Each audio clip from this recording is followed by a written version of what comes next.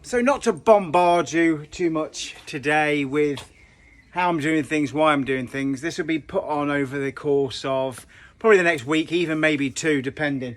I want to get it right, and like I say, I've never actually done a hog roast before. And like I say, my mate Wayne has commissioned this, so he's sort of paying as we go. He appreciates that he's from the same era. If I could give it a go, and that's what we're going to do. So where I am so far is I've cut one barrel up. That's basically going to be my opening. Can you see that? Because it's so sunny.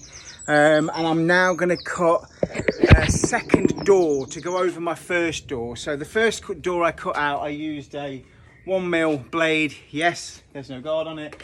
And I would use a plasma cutter if I got one. However, I'm toying with the idea. And if you've got one, or you want to send me one, let me try it, send it to me.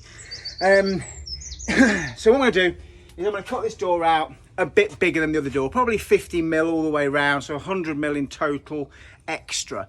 So I've got coverage on my gaps. That's what I'm thinking. Yes, I want my full pig to fit inside, but I'm also aware that if the coals are extremely hot at the bottom, the lid might need to be open. I've also had another thought that my fire pit table rail that I made out of copper might work as a gas rail at the bottom. If we put some lava rock at the bottom and a gas rail running underneath the lava rock, and then maybe some trays on top of the lava rock to catch the fat from the pig, you'd be able to run it off gas as well, and that would save on having to buy the burners.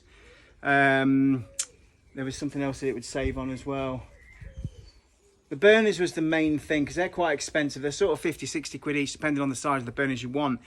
But I don't know if the rail from the propane or the butane will be, if it'll get hot enough. However, if the lid is closed and the rotisserie is turning, it will act as a bit of a smoker rotisserie. It'll be a bit of both.